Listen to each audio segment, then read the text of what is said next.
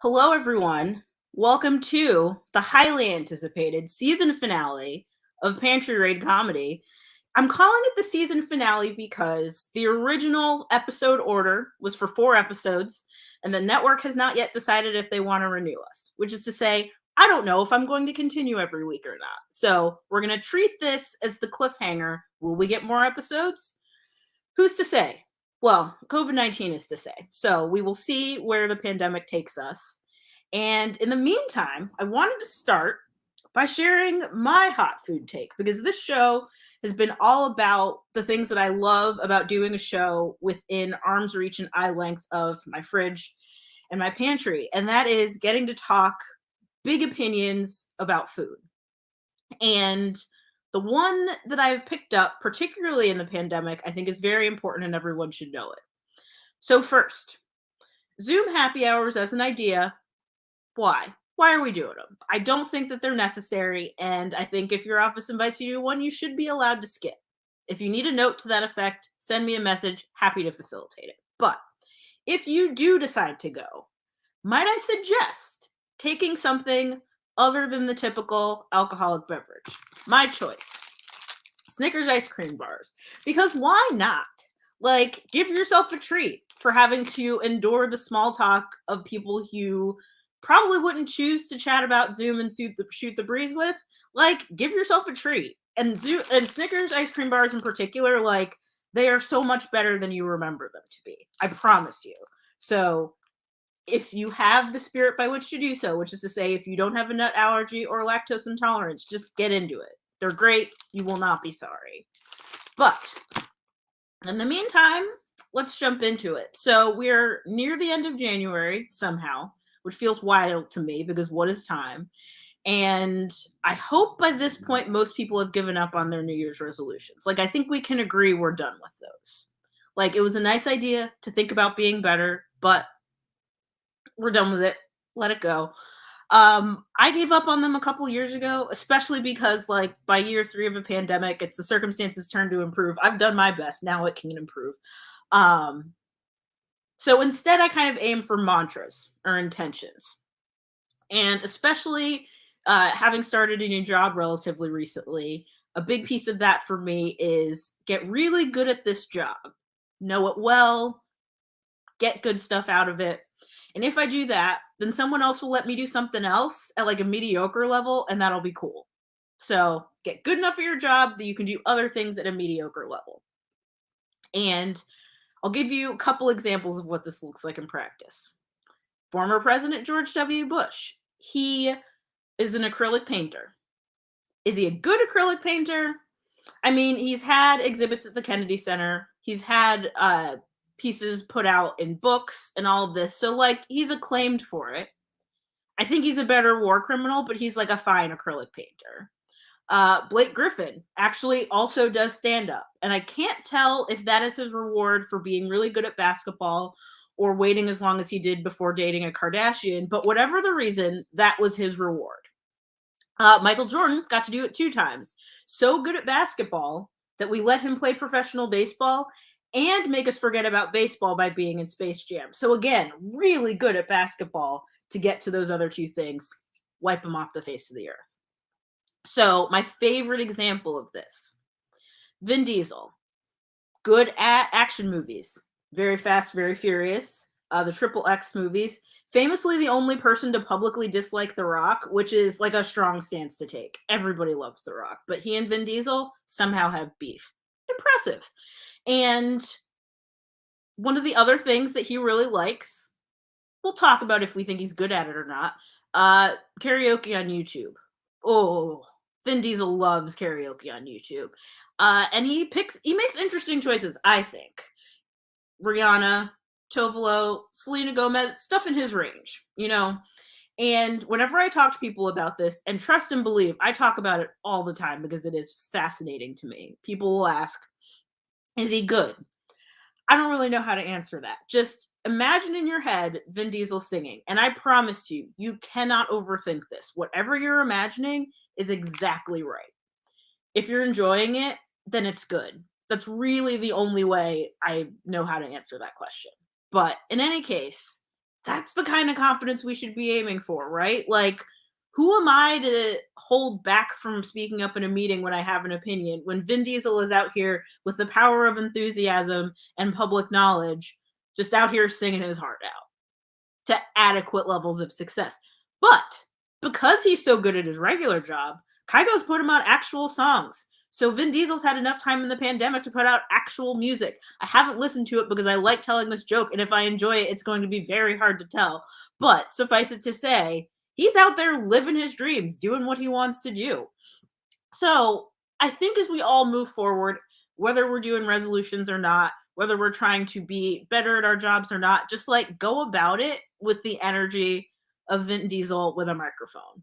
That for me is the new, like, happier than a bird with a french fry, happier than Vin Diesel with a microphone. Because I'm telling you, once you get into that rabbit hole on YouTube, you will not be sorry, and you will never see anybody having more fun. So with that, I've got my ice cream bar. I'm going to eat it through this season finale, and I'm going to bring up our first comedian, Mackenzie. Hi. Hello, hello.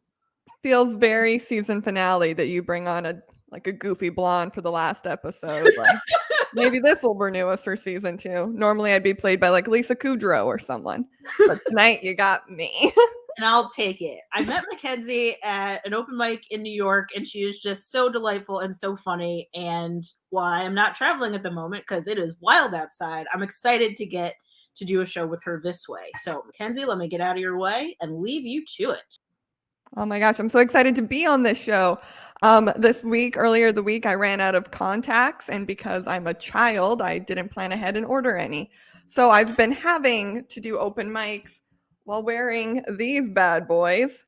And yeah, I look like we're rebooting Wayne's World, and I'm going to play Garth.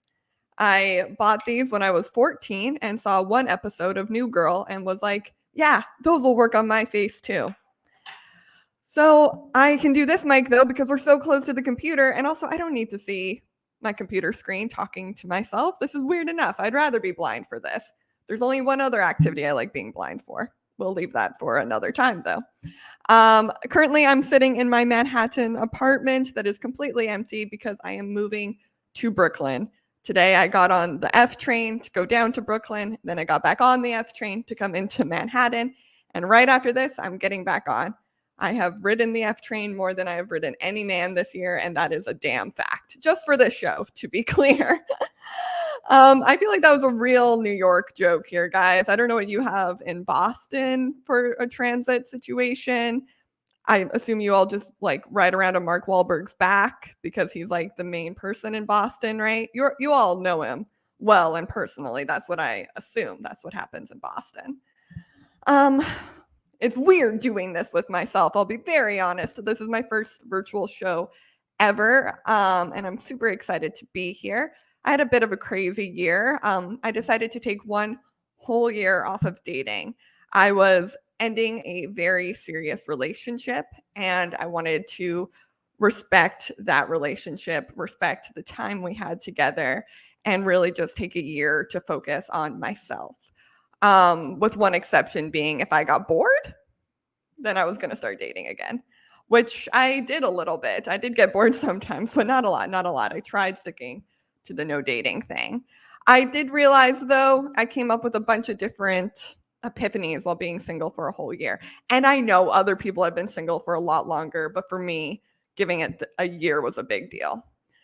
And just because I needed that headspace. Anyways, I'm rambling now because it's just me talking to myself, and I apologize. I came up with a few different epiphanies, though. Number one, I do believe that you can be friends with your ex. I do believe that. And in fact, I actually think it's important because you shared a relationship, you shared so many moments, you should be friends, with two exceptions. You can't keep doing the nasty, and you can't fight. Now, I'm sure some of you on here are like, no, I do stuff with my friends all the time. Wink, wink. All right, you're delusional hot people, and I have no time for you. But the fighting one is tricky because, of course, I have friends that I fight with. Fighting with your friends is completely natural. We all have different opinions. But the way you fight with an ex and the way you fight with a friend is very different, and the subtleties are so tiny. For example, I have a dear friend, her name's Emily, and we work together and we do a lot of other things together. We're always together. And sometimes we fight because people fight. But I would never look at her and be like, you know what? I think your mom's a bitch. That's just not what I would do. It's just not how you fight with a friend. The other thing I really tried to focus on this year was building female friendships and getting a group of girls together that I really could depend on no matter what. And I started to realize that it really did feel like how it's described in the movies, that we all did fall into like a different archetype.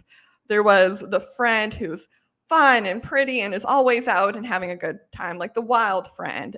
And then there's like the rich friend who's always making the plans, usually named Sarah. And then there's the friend that believes in witchcraft and the friend that's slutty. I'm just kidding. Those are usually the same person.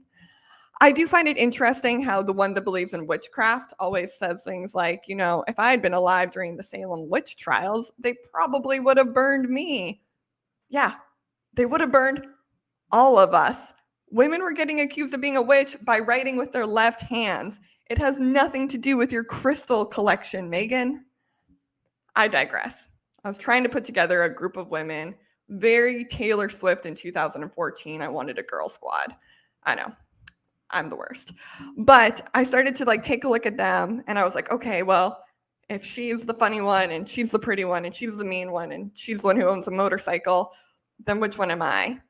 And one night while eating nachos in bed and rewatching How I Met Your Mother for the millionth time, I realized, oh, I'm the sad friend? And yeah, you might be thinking that you're the sad friend. If a person didn't immediately come to your mind, then you are probably the sad friend. The sad friend hears things like, hey, weren't you wearing that sweater yesterday? And the day before yesterday? And things like, oh, maybe you shouldn't date a DJ. Again, you know, maybe keep that to yourself. But I realized that I was the sad friend because of one very simple test that I created. And I want to tell you all the test as well. Normally I would get up and do it. I am not going to do that tonight. We'll just use our hands to act it out. If you're ever in the shower and you're washing your hair and you're having completely normal thoughts, but then suddenly you find yourself in more of like a fetal position, like you're really crouched down there and you're just kind of softly going like, and I remember it all too well. If you're doing that, then you're probably the sad friend. Currently, I do not have any solution to how we cure being the sad friend or where we go from here. Perhaps we'll find out in season 2 of this lovely show. If I am invited back, I'll try to find a cure to being the sad friend. But for now, I'm going to hand it back to our amazing host. Thank you for maybe exhaling out of your nose while I was doing this, or maybe you laughed a few times, but thank you so much. And thank you so much for having me. This has been so much fun. I laughed a great deal because as soon as you said, like, if you can't think of someone who's the sad friend, you're the sad friend, I thought of myself. I'm the sad friend. Like, no question. And by the way, to those of you who fall under other descriptions, if you've never sat in the shower, it's great. It's the best. I don't know why we don't do it more often. Everyone should be sitting in the shower now and again. All right, I'm gonna get out of here. Thank you. Oh wait, you have to do your snack bit. Oh, right. Okay. I have them right here. They are the best snacks in the world. They are Tostitos scoops. The scoops are important. Okay. Because you don't need a bowl or anything. They are your bowl. You can stand over the sink, get a spoon, scoop some salsa into the scoop, a little bit of cheese on top, and eat it just like that. This particular bag, I had a date, we'll call him, come over, and I had them on my couch in a Target bag, and he sat on it, and there's not one solid scoop left in this bag. It's all the chips. But what I've learned is you can just put those in a bowl and eat it like cereal. So that's what I'll be having for dinner. Yeah. Man, I love that. And you, again, sad friend to sad friend, you had me at you could stand over the sink. I was like, yes. Yeah, exactly. No dishes, no cleanup. And you've got a fan. Cindy is also eating. They're the best chip. Cindy, I'm going to be eating them right now, so we'll be twins. fantastic. I love it. Mackenzie, thank you so much for joining us. Best wishes on the move. Thank you. Okay. And hopefully I will see you in person real soon. Soon. All right. So now we're going to jump right into our next act. Matt. Hello. How's it going? I'm doing great. How are you? I am fantastic. I feel like I now have to tell Matt happened to be in the car with me on my favorite Uber ride of all time. That's And I'm right. going to tell the story really quick. Well, and feel free to weigh in if I leave anything. But Yes. Matt is performing from his home, normally on his desk. But what do you normally perform on, Matt? So, I have all this music equipment, and it's kind of a lot. I'm also a very tall boy, so I'm too tall for a regular folding table. So I use an ironing board when I perform live and in person.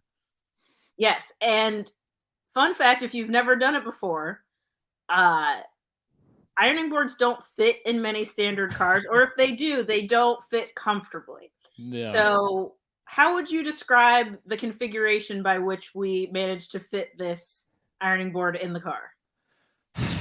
You know, it was kind of like there was a divide in the car. So you and I were sitting next to each other in the back, but you wouldn't know that because in between us there was a huge ironing board, and then the leg was getting to know the driver very well by, like whispering in his ear while we were literally right here. Like he could I felt barely so turn bad. his head. Yeah. He was tipped well, and I want you to know Yes. that because that was my job, and he was tipped well. But was that like he's probably telling that story right now to somebody? Yeah, we were like letting him know like if there were cars coming from this way when he was turning. We had to help. That ride was a team effort, but we got to the show and we had a wonderful time. And I always have fun with Matt, so I had to bring him on this show. Yeah. All right, so let me get out of your way, and then we'll talk snacks. Sounds good. Cool. Hey, everybody. This is so exciting. I did something that you're not supposed to do during the lockdown period. I accidentally fell in love with one of my roommates, and you're not supposed to do that. Don't do that. Bad idea. So I decided to sort of just like write this song to sort of get those feelings out of the way. Little bit of a love song. So this is how it goes. Her eyes light up when I walk into the room and say her name. Oh, Alexa, our hearts beat the same. She always knows exactly what I need, because Alexa's always listening, even when I'm asleep. It's not that creepy. Here we go. Oh, Alexa, you know I don't deserve this. Shower me with gifts, 2-day delivery service. And oh, Alexa, I don't care about the advertisers that you sell my data to, as long as I'm with you. All right, second verse.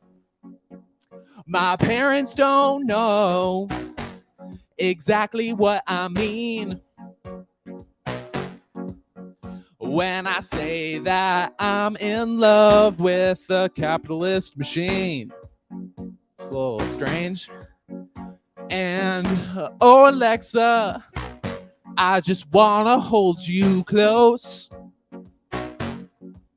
Introduce me to your father. Nice to meet you, Jeff Bezos. Yeah, here we go. 'Cause, oh, Alexa, you know I love your kisses. Let's stay home tonight and destroy small businesses.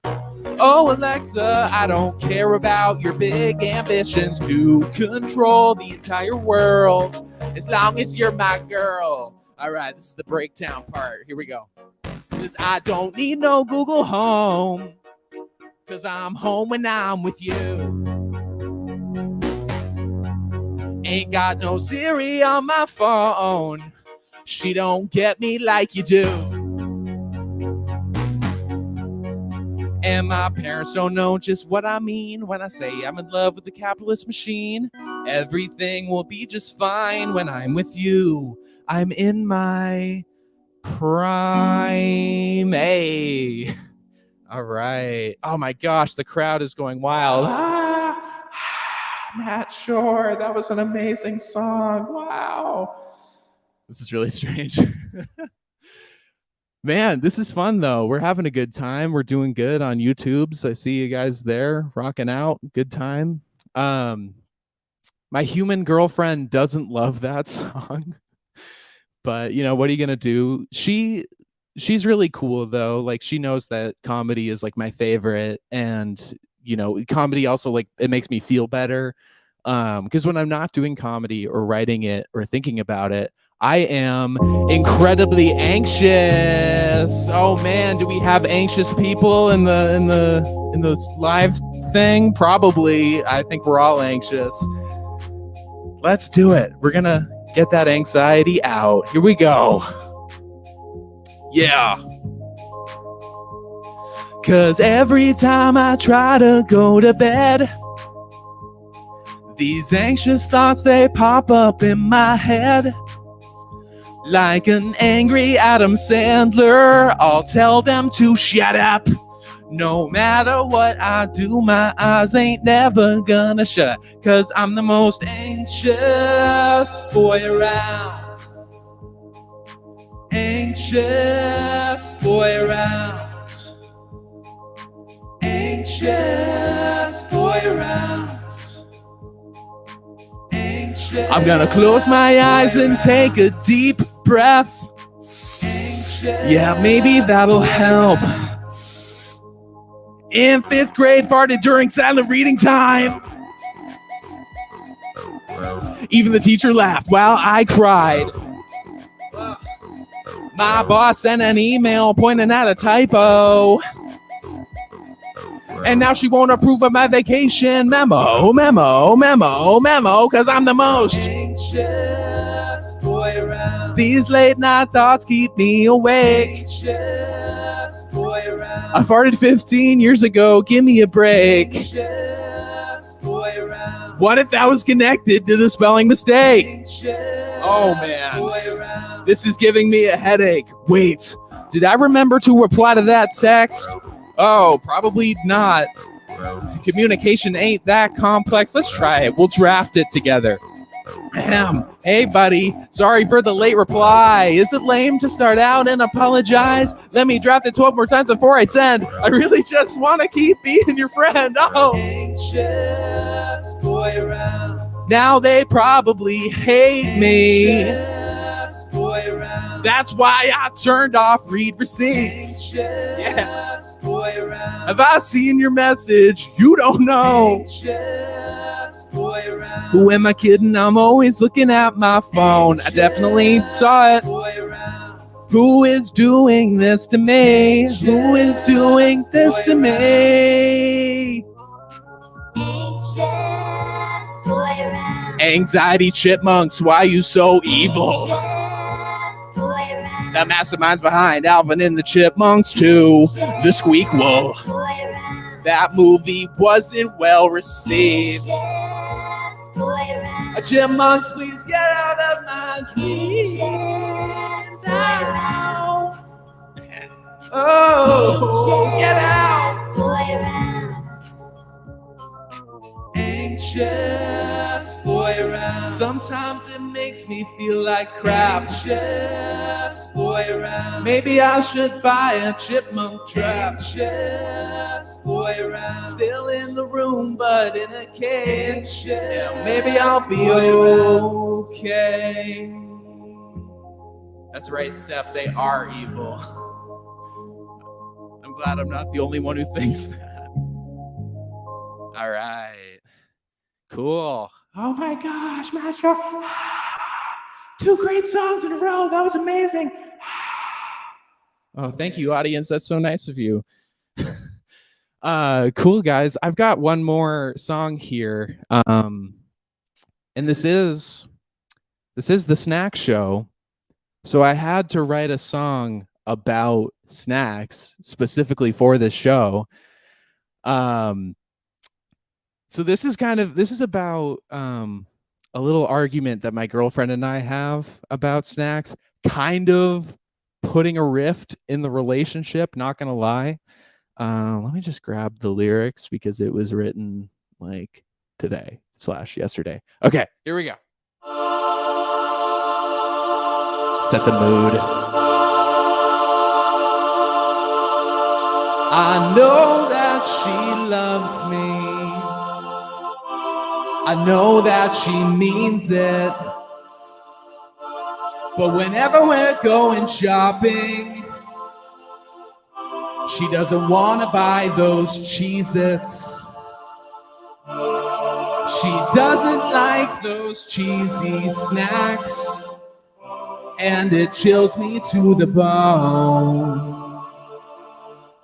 She's grossed out when I try to share. Guess I have to eat this box alone. Oh, alone? Like, you don't want any? Well, I guess they're all for me, baby. You know I love that artificial cheese.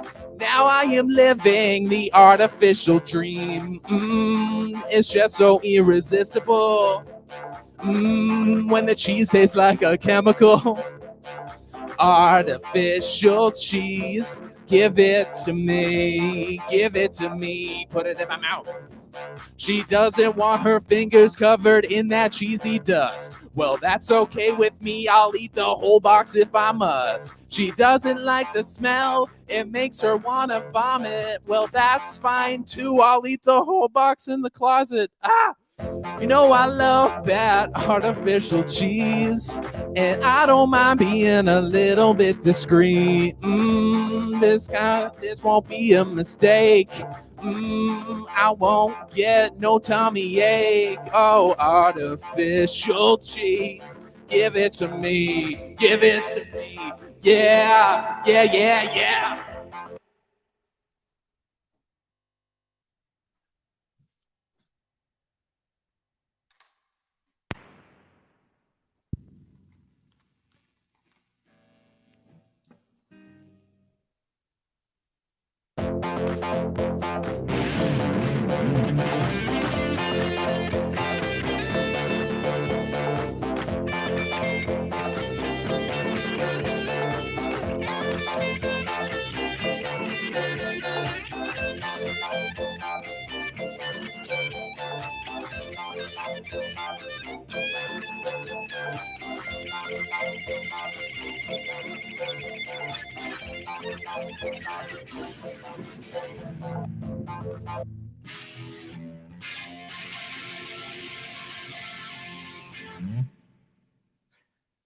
Okay.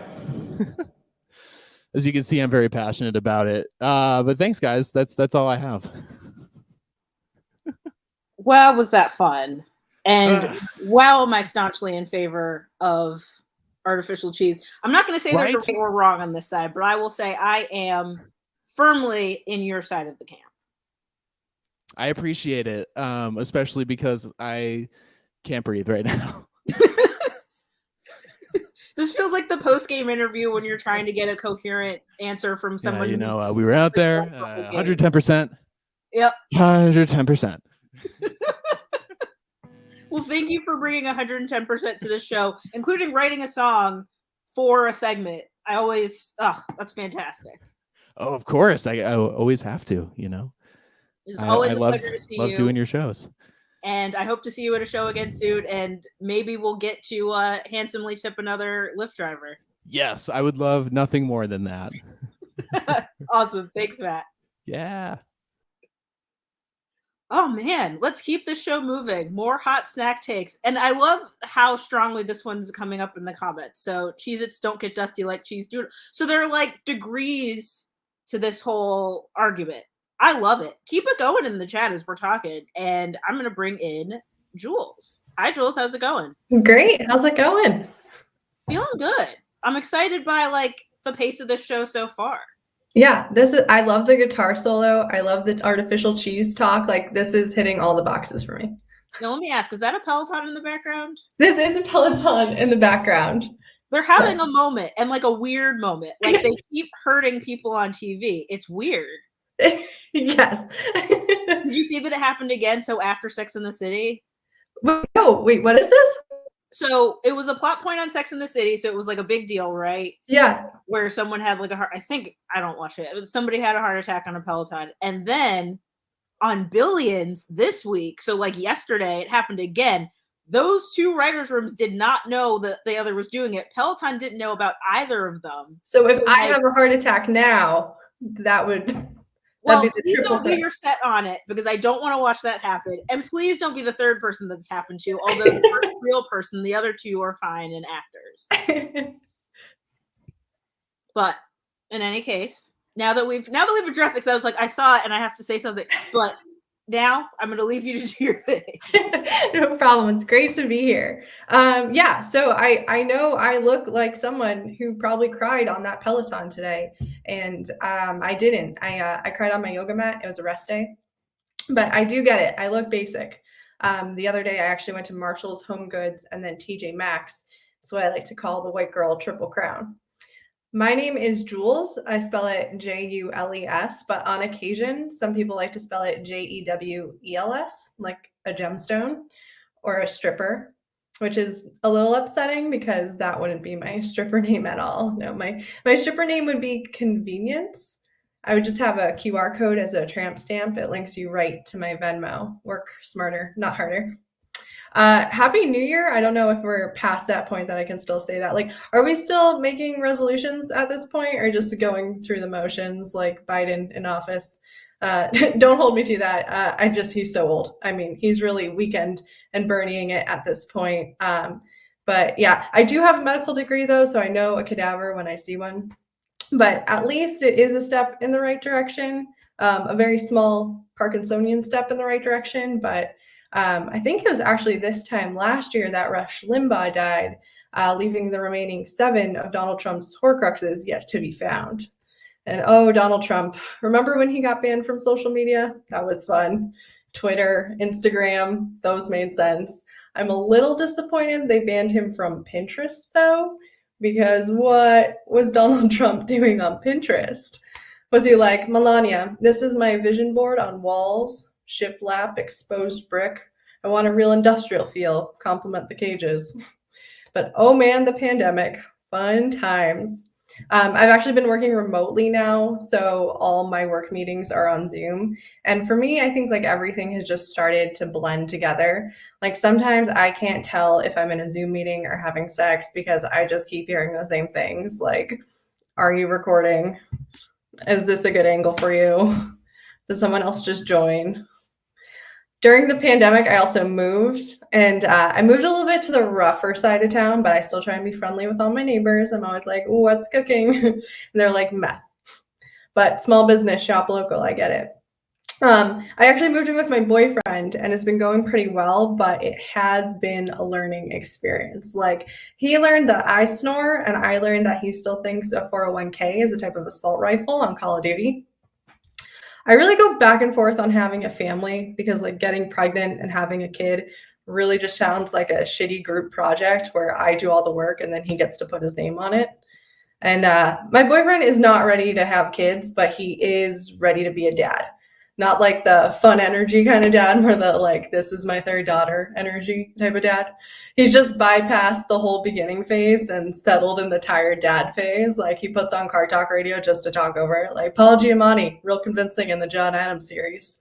Instead of Netflix and chill, it's just Pepto and a Ken Burns documentary on jazz. One thing that surprised me moving in with my boyfriend is just how much time he spends in the bathroom. Like the other day, he was in there for about 45 minutes and he finally came out. I was like, you good? And he was like, oh yeah. That was just part 1. I was like, part 1? Are you the final installment in the Harry Potter franchise? The time my boyfriend spends in the bathroom is not unlike the Vatican when the Vatican elects a new pope. Like no one knows how long it's going to take. Sometimes a smoke signal will go up. Ours usually smells like a Yankee Candle Midnight Jasmine. And I'm pretty convinced they're really just checking their fantasy football team. Could you imagine if the Vatican had a fantasy football team? Like they would all just have the Saints defense with team names like, yes, Vatican. Sometimes when I'm bored, I do what I like to do what I call David Attenborough, my boyfriend around the apartment. I just start narrating him. So I'm just like, the male, again hungry, decides to scavenge within the dwelling. He's like, I can hear you. I'm like frustrated, confused, and annoyed. The male will bellow to the much more intellectually superior female. We moved to Jamaica Plain. And if you're not familiar with Jamaica Plain, the vibe is kind of like, I feel confident I can buy quinoa in bulk here. And I was telling one of my patients this, and he said to me, there's a lot of progressive lesbians out there. Like, they're going to jump out and get you. I was like, progressive lesbian? First off, bit redundant, don't we think? Have we met many conservative lesbians? Like, love is love, but I'll take the 81 cents to the dollar. And the way he said it to me, it was like the foreboding old guy in any thriller just warning the main character, hand on the hood of a Subaru, like, the engine's warm. These Birkenstock tracks are fresh. They're not far from here. Growing up, I felt like there weren't a ton of strong female role models. This was before RBG was notorious and like Michelle Obama's arms. I feel like there was like 3 options for female role models. It was like Anne Frank, Pocahontas, Annie Oakley. Remember Annie Oakley? People were like, women can be anything. And I'm like, yeah, but I don't know what the market demand is for female trick sharpshooters. But the one who really stood out to me the most was actually Amelia Earhart. And I liked her because I think she was the most relatable, the most realistic. I like to think she got into an argument with her husband. And what really went down, other than her plane, was her going, okay, babe, maybe next time I'm not going to ask for directions and we're going to see what happens. And then literally went to the ends of the earth to prove a point. As a basic white female, I'd like to take a moment to talk about my church. That is what I call Trader Joe's. I mean, it's like church. It's just safer for little boys. Like, the only thing we grow up is avocados. I go every Sunday. I wear my nice leggings out of respect, or in case I run into someone from high school. And now they have that misting hand sanitizer at the door. I feel like I'm getting blessed as I walk in. And then I make my way to the samples guy, and he's like, everything but the bagel cauliflower pierogi. I'm like, amen. Yeah, wash that body of Christ down with a scalding hot ketchup cup of coffee. Praise be to Saint Joseph. Peace be with you, Hawaiian shirt. And that is it for me. I'm going to pass it back over to Amma. So today is Sunday. What's going on at Trader Joe's? How is it? I haven't been in a little bit. Well, there's still no samples because of the pandemic, which is heartbreaking, but I will power through. I mean, what is the church experience without communion? That's tough. I know. We're just going through the motions. It's sad. It's really sad. But they did have some new snacks there in the frozen aisle, which have been a go-to, which I do. Now, is that the snack? So, I thought of so many snacks and I just love all of them so much. I couldn't come to a conclusion on one of them, but I think it would have to be the Trader Joe's frozen sample or frozen like meals, because they have like the gyoza, which are delicious. They have like the little pizza bites. They have all the fun stuff. It's very good. So if you could make like an appetizer sampler like today, what are you put 3? What are you putting on there? Okay, definitely the gyoza. Okay. Top of the list right there. They have like the goat cheese with the blueberries on the outside. Mm-hmm. So that and those little like raisin rosemary crackers, that little combo. Yep. So that's 2. And then probably the little pizza bites. Those ones would probably be the 3rd one. Mix it up a bit. A lot of cheese. That's a good spread, right? Because it's like different cuisines, different sizes, different textures. Like different temperatures too. Got the cold, got the hot. You're getting a call for the chicken soup dumplings as well. Ooh, I've never had those. I'll have to try those. I've seen that like always comes up on like my Instagram on like people making those. I'm gonna have to, those look hard to make, but I would definitely be down to try and eat some of those. Gotcha. All right. And while I'm thinking about it, you did also get a question in the chat. So do you have a giant window? Because the ads indicate that you have to have a giant window to Peloton in front of. So are you somehow hiding a window behind us? I think it's the real question. For then when they film me. Yes. No, no one wants to see me exercise. It is not cute at all. It's bad. I respect that. It's just, that is just for me. No one. Yeah, that's my personal. That's where I grow personally. Is no one seeing me in a sweaty mess. Especially if you're gonna cry. It's like no one wants to see that. Yeah, for my breakdowns on my Peloton. Yeah. Well, this has been great, Jules. Always nice to see you, and hopefully we get to do it in person soon. Thank you so much, Amma. All right, let's keep the show going, and we may also get a football update in here as well. Since yeah, baby. Yeah. Hi, Amma. How are you? I am great. How are you? Good. You know, just enjoying my weekend, enjoying Sunday. The football's on in the background. Now, who is footballing and what is the score? Just on the off chance people in the chat are trying to do both at once. Okay, Chiefs, Bills are playing right now. I believe it is tied 14-14. Awesome. This is the marquee game of the weekend, in my opinion. It's the two best teams probably playing. But previously, I started getting into sports gambling like at the beginning of the pandemic because I was like, I don't know, I just started getting into it. I was like, when sports came back, I was like, I might as well lose money playing this. Why not? Exactly. But I made a ton of money on the last game, which was the Rams versus the Buccaneers, and the Tom Brady plays on the Buccaneers. So maybe some people in the chat like Tom Brady, but I'm not a big Tom Brady fan. Anyway, and they almost they were down 27-3, and Tom Brady just has like the best luck, and they almost won again. But then at the end of the game, the Rams kind of pulled it out, and it was pretty dope. Anyway, I'm sorry. This is too much football talk for comedy. Well, I will add one thing to the football talk, and then I'll let you go, which is to say that my sister does not watch football. Sure. But hates Tom Brady. Yeah. He's a very hateable guy.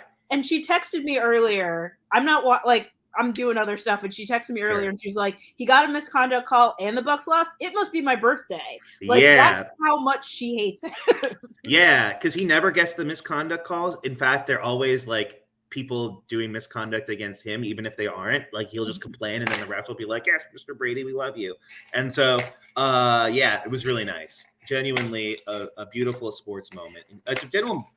A beautiful moment in Schadenfreude, I think is how I would describe it. But I'll take it. Yeah. I'm sorry if my I look weird because I'm using two screens like a fancy boy. It's all good. Yeah. I welcome that level of commitment. Two screens. Yeah. Two screens. Dude, yeah. When I watch Zoom movies and shit, I watch movies with Zoom with some friends, and I always have the two screens, and I feel like I'm at the movies. There it is. Yeah. All right, let me get out of here and let you do your thing. Oh, no problem. Yeah. Hey, everybody. Thanks so much for coming to the show. And I can't hear any of you react, so I'm going to assume that I'm the next Richard Pryor or whatever. So, let's talk about myself for a second. I'm doing dry January. I'm doing sober January, actually. That's what I call it. No weed and no alcohol, only heroin. That's it. That's all I'm doing. Just kidding. I am doing no weed, no alcohol, and it's actually going fine. There are no jokes about it. It's good. I'm excited to get back to it in a week or so.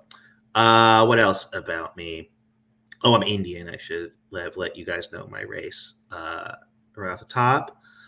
We have an Indian vice president, which, I should say she's mixed race. She's not Indian. She's half black and she's half Indian. And when you talk to black people, they say that she's black. And when you talk to Indian people, they say that she's Indian. And so who really gets to claim her? And so I looked up her political history, and it turns out when she was Attorney General of California, she fought to keep innocent people in jail. She didn't prosecute a corrupt insurance executive, and she opposed the legalization of marijuana. And after reading that, I was like, damn, this lady's been white the entire time. Haha, I get it, because that's what white people do all the time. And I'm assuming that all of you are like, wow, what a wonderful piece of satire that was. Okay, what else? I will say it's better. I'd rather have Biden and Harris, as much as I'm not as big of a fan of them, than Trump, because Trump really fucked with me as a brown person, because of the Muslim ban and stuff. And this is a little story I have that I like to tell people that encapsulate what it's like living a brown person under the Trump administration. My parents went to India like before the pandemic. And like the day they're supposed to come back, they're immigrants. And I was like, they might not be let back into the country because of the Muslim ban. And so I gave them a call and I was like, yeah, Mom and Dad, I love you both so much. I'm going to do everything possible for America to fight the evil draconian immigration policy of the Trump administration so you guys get home safely. And then they were like, Rohan, we love you too. And in India, we found 3 women we think you'd be perfect to marry. And then my mood immediately changed. And I was like, we got to build that wall. Okay. Let's move it to the Atlantic Ocean and I will pay for it. How about that? I'll use my credit card miles to pay for a wall to keep out immigrants. Okay. That isn't to say that racism doesn't happen like under the Biden administration. It does. Someone yelled at, I live in New York, and someone, I can't believe this happened in New York, but this happened. Someone yelled at me on the street. They're like, yeah, go back to the Middle East, you dirty Arab.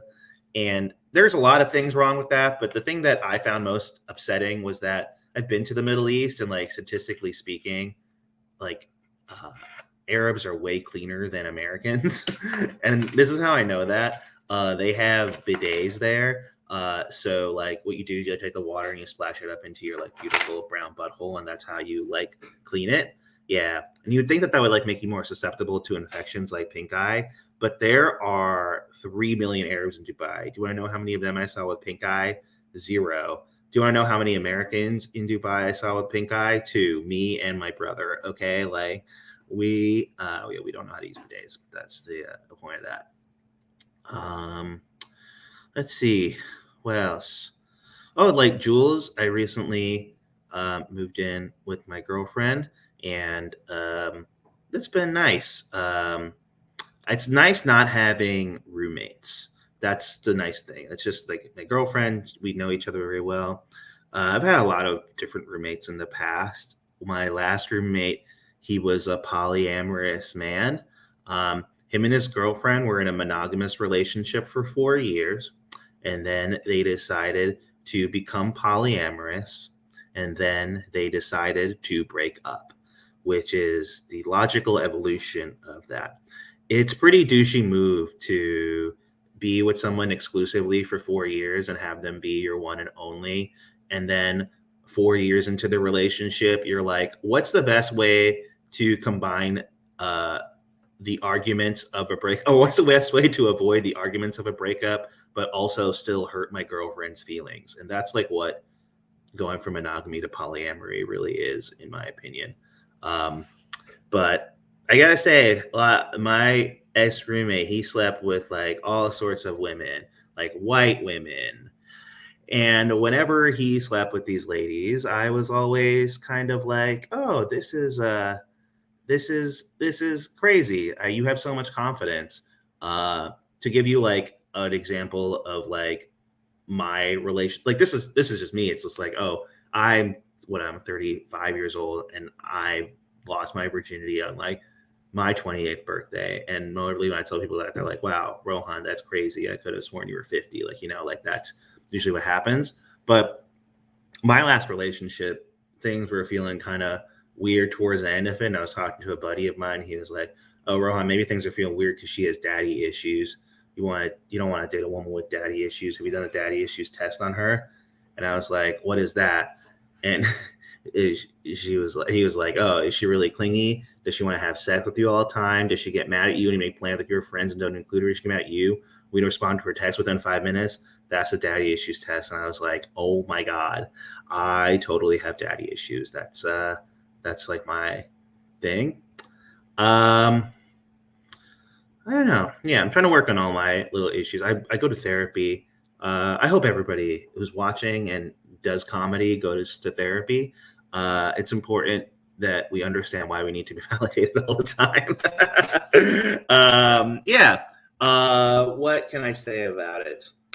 My therapist and I, the thing about therapy, I will say, this is maybe just an issue for me, is that therapy is a constant battle between addressing what's truly wrong in your life and getting your therapist to like you.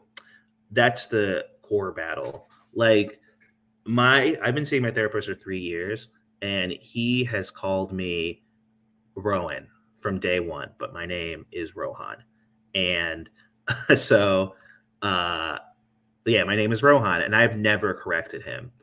And he'll say things to me like, you know what your issues are, Rohan, is that you are too afraid of having everybody not like you. And so when something bothers you, you'll never bring it up in conversation or in person because you're afraid of what that means for the state of your relationship. And I'm like, yeah, no, Vishal, you're absolutely right. And then he'll be like, is there anything that's bothering you right now that you want to discuss? And I'll have to be like, well,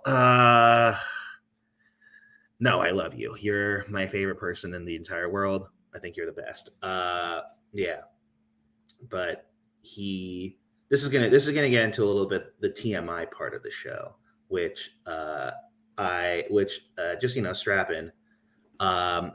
And it'll be the last thing that I talk about, but I don't have a problem talking about it.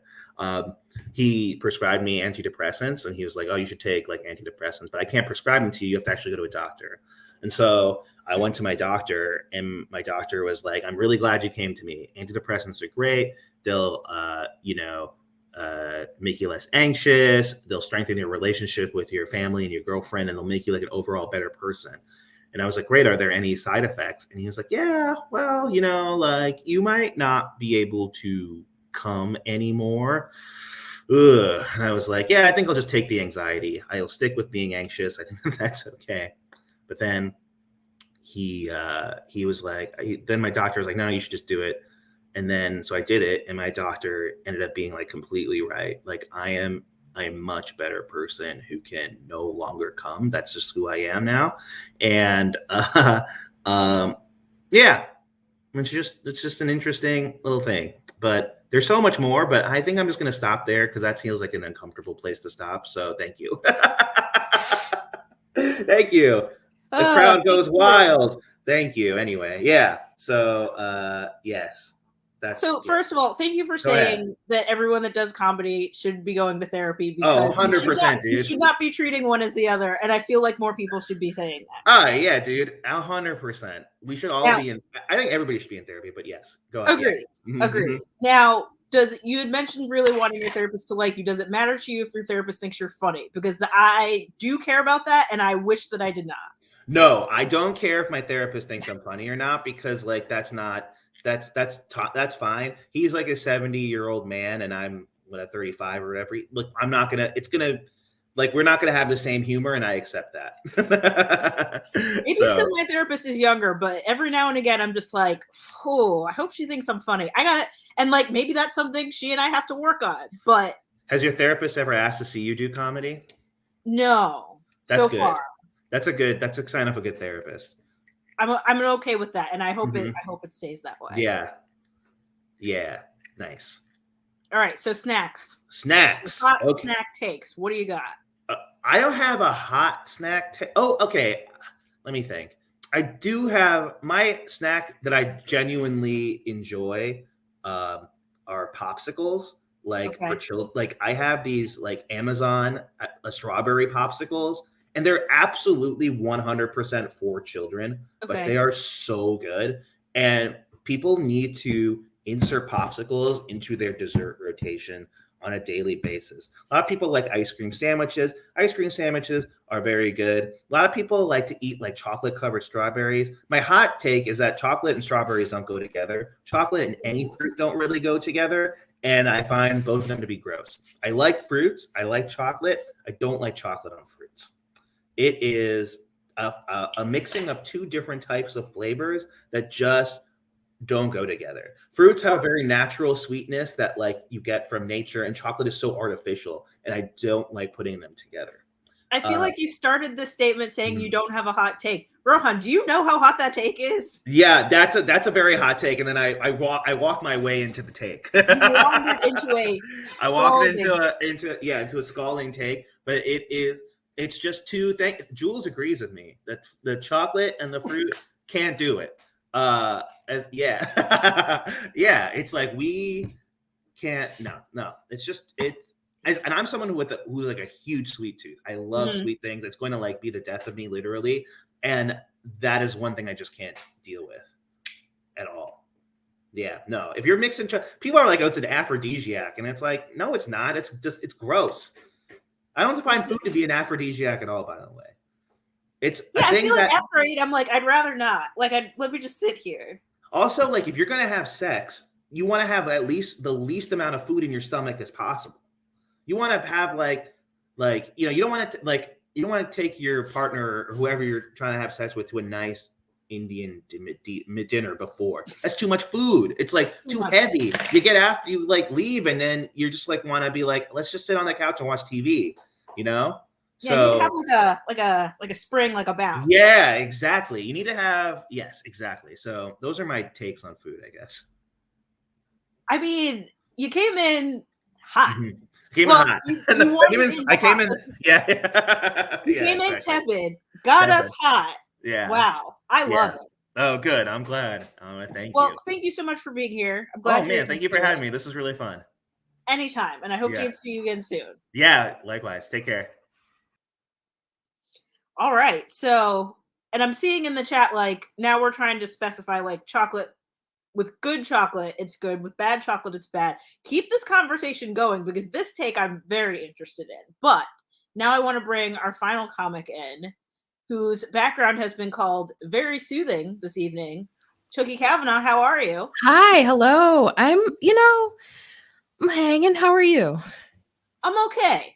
I'm indoors. I'm alive. I think that's all we can do at this point. That's a whole vibe. Honestly, I'm just all about like the vibes at the moment. I took vibes are all we have. Vibes are all we have. Just like wisps of energy. I took a stress relief gummy with some ashwagandha in it to like mellow. Yeah. So this is gonna be like ASMR.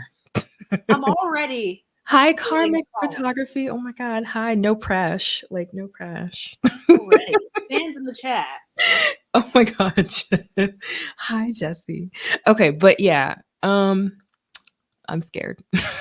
It's gonna be fine. Just soothe us into the evening. I'm gonna give you your time, and then we'll come back and talk snacks, and then we'll close this thing out. All right. I guess I'm just gonna talk my shit for a little bit. It's just vibes. It's just vibe. Like, this is a food show, which I super duper appreciate as a food lover myself. I definitely in lockdown 1.0, because I think we're headed for 2.0 if Omarion and the other B2K variants keep rampaging as they are. But lockdown 1.0, I definitely hunkered down and I'm fine. And I've watched like entirely too much TV, and I revisited like a whole bunch of my favorite cooking shows. And I forgot how much I used to love one of our favorite celebrities of cancellation past, Paula Deen. I love me some Paula. I really did, because I would tune into her show. Like, I started rewatching it like on YouTube and everything. Like, I would back in the day tune into her show on the Food Network, and I'd be like, "Oh my god, it's time for Paula." Like, you turn on the TV, and she's like, "Hey y'all, I'm Paula Deen, and tonight we're gonna make some biscuits." I'm like, oh my gosh, she's a little Southern old lady. They don't have a reputation for being racist. It's adorable, right? And she's like, "For this recipe, you're gonna need 2 cups of sugar, 3 quarts of oil, and 17 metric tons of butter." I'm like, yes, type 32 diabetes. Like, it's very lit right now. Like, I'd be so excited. But like, the best worst thing about watching Paula Deen is realizing that this whole time she'd been, kind of subtly inserting her agenda into the recipe. She'd be like, "For these biscuits, make sure you keep the salt from the pepper. Got to keep the black from the white. The South will rise again, just like these biscuits. Ain't that right?" Like, we didn't know. You know what I mean? Like, we didn't know with Paula Deen. I don't know. I just like, what else? Other mess that I got into deep in lockdown. Oh God, definitely watched, because I was home in the daytime. Definitely took my time to watch some Maury. And you know what I realized in watching Maury is that that show is art. The Maury show is art, because When you watch, honestly, it shows you a tableau, if you will, of the full spectrum of human emotion, right? Like a woman will come out on the show, she'll be like, Maury, I am 10,000% sure he is the father of my baby. Like the baby's name is Jaquarius or something, because he was born in January, checks out. And then the baby father comes out and everybody's going boo, boo, boo, right? And then Maury turns to the baby father and he's like, Demario, are you going to take care of this baby? He'd be like, he ain't mine, Maury, he ain't mine. I know for a fact because she was sleeping with my brother. Then Demario's brother, DeLuigi, comes out and they both not the father. They rip the test up. They're doing the money dance in front of the audience. Woman just like rips off her wig and runs. That is art to me. I don't know. Like I feel things. I feel things when I watch that. Everybody in that story is Italian, by the way. And I feel enlightened. It's like watching a Rodin or one of those handsome babies, those Renaissance babies. Why are all Renaissance painted babies handsome, Squidward? It is. What was going on? What was in the oil paint back then? More thoughts. I think let's like get even deeper and weirder. I had to, one of the few times I left my house in recent months, I actually had to attend a funeral. Unfortunately, one of my dearest friends had lost her auntie, and the thing is that this funeral was at a Black AME church. Now, I experienced a wee bit of culture shock, if you will, because it's just not an experience that I have had in terms of religion within my own household, given that my dad is Jewish, and every now and then I've gone to temple with my dad's side of the family and whatnot. And my mom, and they're Sephardi Jewish, if you want to be specific. And my mom is Catholic, but she's also an immigrant from the Caribbean. And anytime I tell people that, like, they just start to assume things in them. I'm like, oh, it's Caribbean church. It's not spicy church. Like, we don't do a limbo under the crucifix. It's very much just like Catholic church here in the States, very like, somber, dour situation. So that's what I'm sort of accustomed to in religious settings. And I had been to a Black church once before, an AME church, because a good friend of mine invited me to an Easter celebration, and she played Black church bingo with me a little bit. We secretly did that in the back of the church, where it's like, somebody catches the ghost. One of the ushers is entirely unhelpful because, somebody passes out and they got the Martin Luther King fan and to just get us some water. No, some Gator, right? Like, it's just like, it's not helpful. Somebody walks into church because, the Lord said, come as you are. And, you know what I'm saying? Like, somebody comes into church with like jeans and Timbs and it's like, hey, this is what it is. Like, but during like the what's that called when they give a testimonial, there's always that one, he comes up, we checked off a bingo box. He's like, I ain't really do church. This ain't for me. I'm street. And it's like, oh, this is your honesty. We love your candor, but this is a surprise. But go off, get saved, get sanctified. But with this situation, not only was it culture shock to me because it was the first time I had attended a homegoing ceremony in specifically, you know what I mean? And I think it's really beautiful that rather than say a funeral, they call it a homegoing ceremony. I really think that's beautiful. But this is the first time I had ever been present to one. But that's because I also love my friend's auntie very dearly. So it's like, of course I'm going to attend. I can't not go. But like, it really hit me that this was a 2022 funeral, you dig? Because it was just so surreal to sit there and listen to the pastor say, oh, the CDC guidelines say I can't hand out paper, so follow along with the program on the screen. And there's like 2 screens flanking the altar just with the whole slideshow and the lyrics to the hymns and everything that we're all singing. And I'm like, wow. And, and he's just rolling with it, like completely smooth, just like, hey, Miss Gladys lived a good life, but she's gone up to glory. Next slide, amen. And she's with her family. She leaves behind. And I'm sitting here like, next slide, amen. Pause. Did we just have a PowerPoint funeral? Like, what's going on? Right. So like that is hitting me. I'm like, wow, this is, things are happening. I'm just trying to process it all, just because it's like, wow, not only is this just a different approach to celebrating the life of someone who's now passed than I'm accustomed to, but just like, okay, now we're doing it in the COVID era. But I think what I was truly unprepared for was the fact that some churches really try and incorporate secular music and things to help the audience relate and bring the flock in, if you will, and really ground the meaning of the sermon and the message.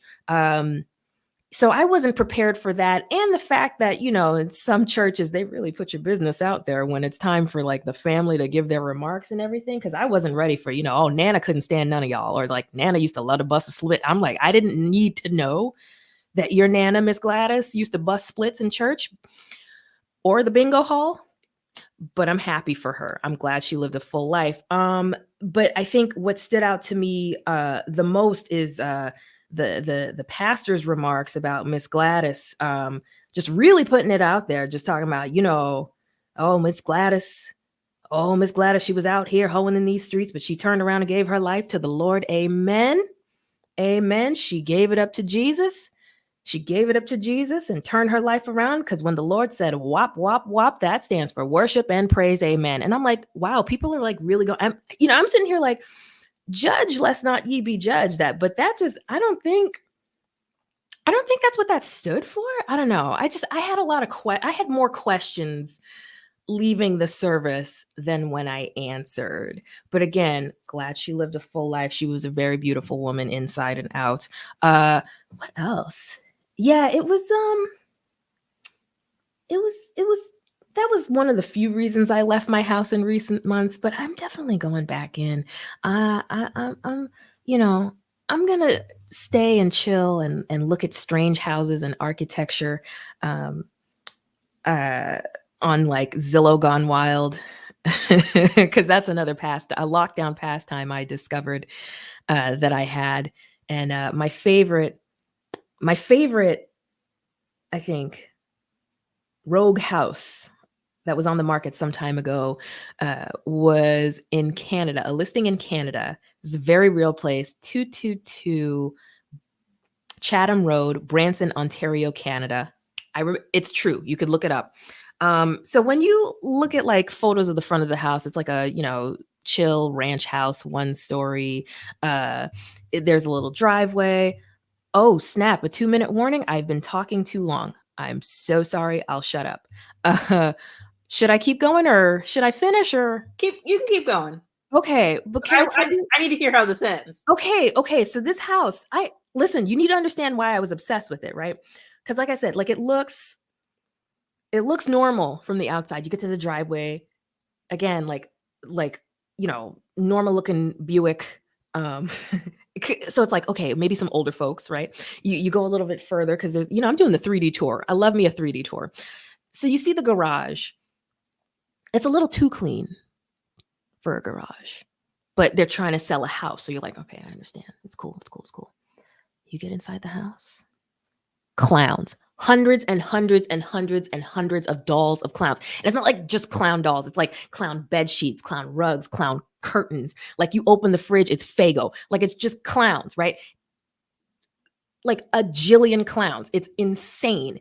And then you get to the dining room, and sitting in a stool at the head of the dining room table is the biggest clown, the king clown, right? And he's sitting like this, but his eyes are turned like this. And I'm like, yo, that clown murdered the homeowners, right? And the worst part is the fact that there was a realtor who was selling the house, and he put up like a video ad on Facebook. And the opening music to this video ad is Bubba Sparks. So you already know it's like, all right, this is a terrible sign. This is bad. This is real bad. And there's like little bubbles with facts about the house, like sits on 2 acres, only 10-minute walk from the local school. And it's like, whoever lives in that house should not be living near a school. You feel me? But my favorite part is that at the end of the ad, homeboy, the realtor, is standing next to King Clown, And he goes, at only $245,000, we are not clowning around with these prices. And I'm like, yeah, there's he's dead too. That clown murdered that dude too. All right. Well, you know what? I've rambled enough. That's my time. Thank you for letting me alienate your audience a little bit, Mama. I appreciate you. Hey, anytime. And it's going well. The buzz in the chat is good. People are with you, particularly because any type of homeownership is such a dream at this point generationally that like people are selling houses. You have to look at it as entertainment. It's not a reality. So like, what else can we get from it? Right. I love me some Zillow Gone. I'm so glad I'm not the only one. Like some of them I've seen, like one of my, I don't know if you'd seen on Twitter, I posted some hot new kitchen decor where someone just put up a piano above the hood of the oven. You got to scroll back on Twitter and you'll see some hot kitchen decor. It's like a new trend for 2022. I'm being facetious, but like someone really did that to their kitchen and it's a lot. I got to see this. I'll put in the time and scroll because that sounds ridiculous. Yeah. That's a lot. So speaking of kitchens, Yes. food takes. Yes. What do you got? Okay, so I don't have a particularly spicy take, but a favorite snack I had recently discovered over the past year, canned mushroom jerky. So like I grew up, first of all, let me say, rest in peace to the late, great Randy Savage. Macho Man Randy Savage. Used to love me some Randy Savage back in the day. Oh, let me show you one of my pieces. Oh, yes, please. Okay, listen. Uh-huh. Yeah. Randy Savage, but make it fabulous, right? Love me some Randy Savage. Loved his Slim Jim commercials. I was a beef jerky girl, and I still am a meat eater. But I'm trying to make healthier, more plant-based choices. And me and the guy who lives in my house, who I love or whatever, had recently started watching Shark Tank, but from the beginning because we'd never watched it before. So lockdown introduced us to both the Masked Singer and Shark Tank. Right, that's what we discovered. And on one of the episodes we were watching on Shark Tank, happened to see this, and we always Google the companies after the episode to see like, are they defunct? Are they still going? What's up? Turns out this is still going, and he's an ovo-lacto pescatarian, unlike myself, but also really into vegetarianism and such. And we were like, you know what? Let's give this a shot. And I have to say, I like. Okay. So making room for mushroom jerky in our hearts. That is the take that you were coming with. Yeah. And they're not cheap. True. Karmic photography, yes. Not cheap. So that's why they're sort of a special treat snack when I really want to like have a little judge in the snack drawer. Gotcha. All right. I'm open to trying it. I will open my mind to the possibilities. Right. And there's different flavors too. Yeah. Okay. What is your go-to flavor? This Applewood I liked, but I think I don't remember the exact name of the flavors. I would say Applewood is top. This red packet is top. Then the green kind, and then the purple kind. Green and purple. Okay. Yeah. I will remember that. Yeah. All right. Well, it was a pleasure having you. It is always a pleasure to see you. And oh my God, it's always great to see you. I hopefully wish we'll see each other in person soon. Oh my God. Hopefully soon, if the rest of B2K pipes down.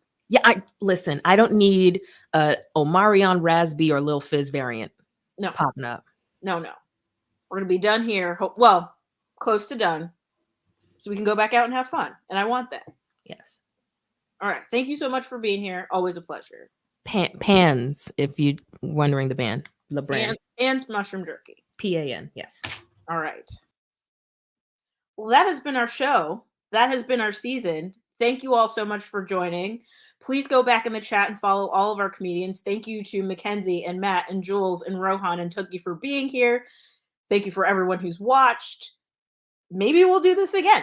Who knows? I mean, I hope we can all go back out in the world and see each other. But if not, we'll come back with more snacks, more jokes, so much more fun. So thank you, everybody. Have a wonderful evening and take care.